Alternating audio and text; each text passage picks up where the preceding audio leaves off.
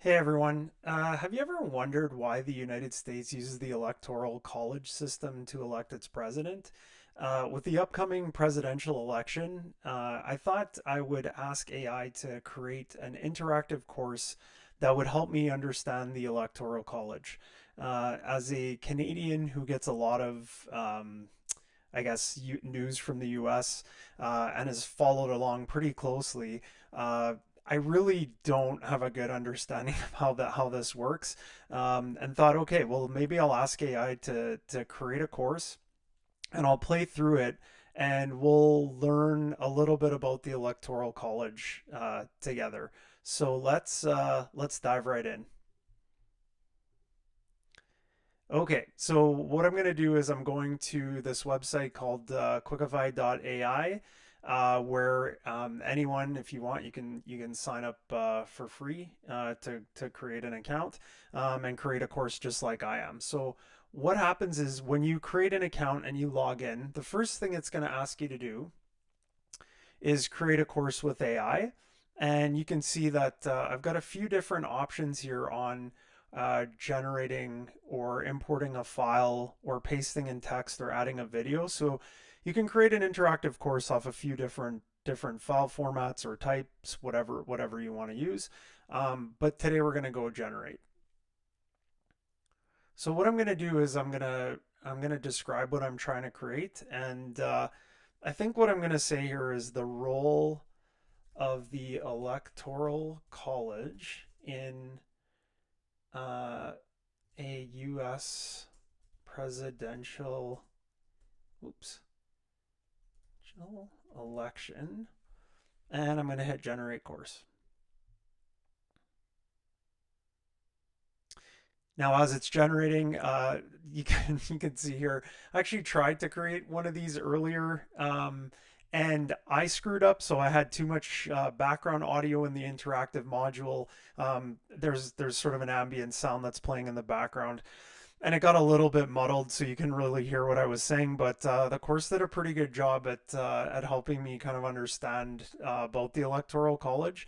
So let's just try it again, and we'll see what it comes up with. So all you have to do, as I just did, is if you want to use Quickify, you just type in a sentence, or upload a document if you have it, and the AI will go and either parse the document and then get rid of it or destroy it and then create the course. In this case, we're just asking it for the basic information because we want to learn about or play through information about the Electoral College. So um, yeah, I'm looking forward to, I guess, doing this again on my first playthrough. I didn't do so well because again, as a Canadian, I don't really understand how this works. I try to follow along in U.S. politics as much as I can, but I felt like I might have a bit of a better understanding of how this works. So I guess we'll see what it does this time. This should be super interesting. We'll see if I know a little bit more this time as I play through. Looks like we're almost done here. Okay, let's preview our course. Okay, so it's calling it Understanding the Electoral College.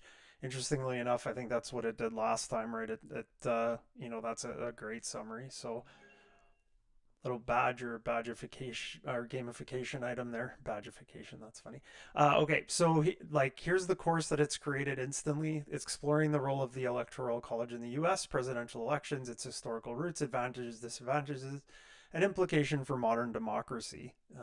Okay, not bad. I mean, it's a little wordy. I would probably go and edit that. Really easy to edit. So here's the introduction. We could modify this or change this if we want, but let's just keep going. So you can see how this sort of plays itself out. I've got an introduction here, and I can't move forward until I finish it. So let's go through and see what this looks like.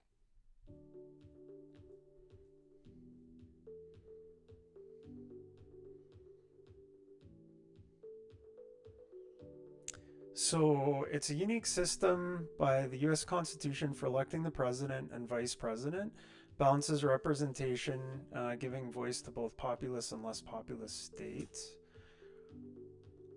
Okay, it was created in 1787 and designed to balance state interests, ensuring that no single faction dominates presidential elections. Elector allocation. Okay, there's a total of 538 electors, and a candidate needs 270 to win. Okay, that's one thing I actually did know, so that's good. Okay, so supporters argue the system promotes fairness among states and encourages widespread campaigning, while critics claim it can lead to discrepancies between popular votes and election outcomes. The relevance of the Electoral College continues to be debated, especially following instances where candidates won the presidency without winning the popular vote. That part I actually have heard of. Again, didn't know really much about it until I started going through this. So there's calls for reform that are growing. However, there's challenges like constitutional amendments and political dynamics at state levels that make significant changes complex. Well, that's interesting. Okay. Okay, and then I get a little point total showing me that I'm done. Okay, and we're gonna do a quick fill in the blank activity just to see like how we did here. So this is just gonna quiz me on some of the stuff that I would have seen. It might throw the odd question in here that I don't know, but that's okay because I'm playing to play. This is play to learn. So the blank college is a system, so electoral.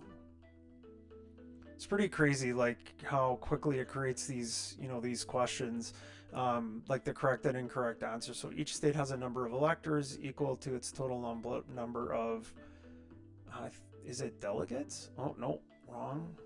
Senators? Okay. Ooh, that was a tough one for me. Candidates need a majority of blank electoral 270. Yeah. Okay. Two exceptions in the allocation of electors are. Wow, crazy. Okay, so it just decided to throw this one in here. I have no idea what this is. I'm gonna guess Ohio. Okay. Oh, exceptions would mean, yeah. Okay. I don't know why I know that. It doesn't make any sense, but felt like maybe Maine was a bit of an exception there.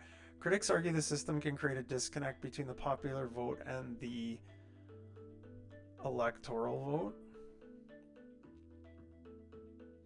Proponents of the Electoral College argue it protects the interests of. Is it urban states? Oh, smaller? Right. The rise of blank has transformed. Oh, it's going to be social media. That's interesting. Probably should have had a space there. Not sure why I did one word, but reforming the Electoral College requires a blank amendment. I'm assuming constitutional. Right, a constitutional amendment to the Constitution. So that question could have been a little bit better, which we could adjust if we were actually creating this for, for an education program. Okay, it's going to open the next part two. Now, while it's doing that, I'm just going to flip over and show you that at any time you can check kind of how far you're progressing and what you're doing, number of badges. If we had supplemental resources, like we wanted to include any videos or documents, we could here. Um, and you can mute and unmute the audio as you're going along. So, okay, let's go into part two here. Okay. So we're going to gain insight on how the Electoral College influences presidential elections, help students appreciate its impact on political campaigns, voter engagement, and election outcomes. It's talking next about popular vote discrepancy. That's super interesting there. Examining state representation, so how the Electoral College protects interests of smaller states, and the balance of power in less populated areas. Discussing current proposals for reforming or abolishing the Electoral College invites critical thinking about democracy and representation. Okay, that's interesting. So I guess there is some evaluation of reform proposals happening. Um, uh, yeah, I don't know. So again, this is a little new for me, but I'm like, I guess I'm learning along with you, unless you already know this. There's an understanding the mechanics of the Electoral College encourages active civic participation, and deals with election fairness and their role in the process. I guess, right? I guess any sort of discussions around that would be a positive thing. Okay, now we're gonna do a quick classify activity on what we've seen so far. Classify the impacts of the college. So positive versus negative. Promotes national unity in candidates. I'm gonna say positive. May disenfranchise voters. Okay. Leads to unequal voting power. Encourages broader campaigning. Yep. And protects smaller states' interests. That would be true. Okay. Or positive, I guess. Not so much true or false, but positive or negative. Okay.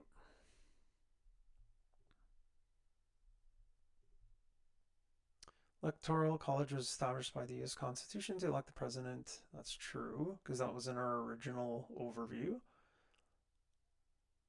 That's false. Candidates need a total of 2 7. That's true.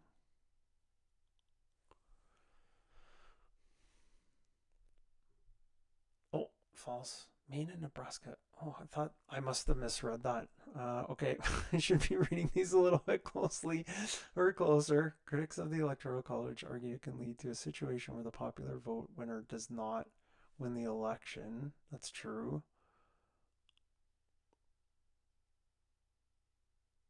That's false, yeah. Reforming the Electoral College requires a constitutional amendment needing broad support. That would be true, right? Yeah.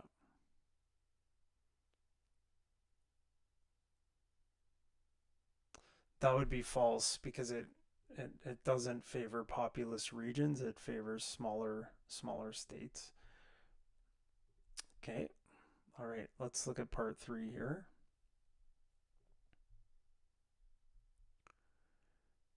So understanding the context provides insight into the framers' intentions, allowing learners to grasp how compromises shape the foundation of American democracy.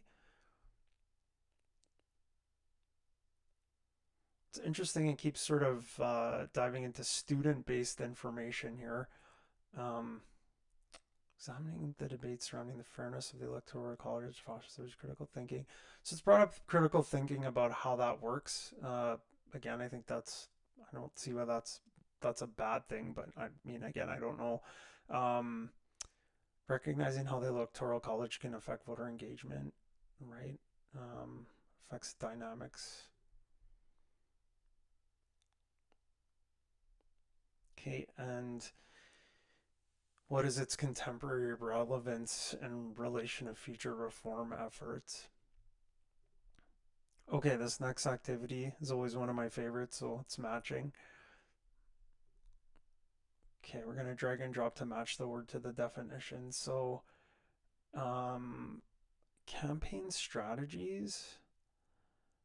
Okay, debates on fairness would be this one, discussions around it. The degree to which citizens participate in elections, that would be probably voter engagement. And strategies would be tactics, so that one matches here. And then swing states is here. Okay, we're gonna do one quick final, one final multiple choice, just to kind of see. Okay, what does the system use to elect? It's electoral. How many electoral votes are needed to win the presidency? Well, it's 270. Which two states allocate electors proportionately? Well, this is only one answer here, so it should have been Maine and was it Nebraska? What term describes the voters' overall support in an election? Majority? Oh, no approval. Oh, overall support, sorry. Popularity. Jeez. Okay, what do proponents say the Electoral College protects? Yeah, states. Wow, that's so interesting. So states instead of the voters. What major issue arises from the Electoral College system?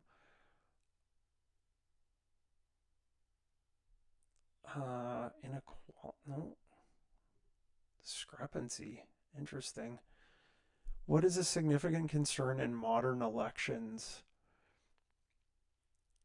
Integrity? And what type of engagements does the Electoral College affect? Engagements, probably participation. Yeah. Okay. All right. So we're all done. And we went through a course there in just over 15 minutes. We did the entire build and played through.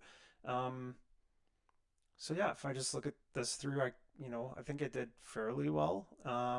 Completed it, have a better understanding of how this works. But if you have an idea for any sort of course you want me to create, feel free to leave it in the comments below, and looking forward to catching you on the next one. Thanks.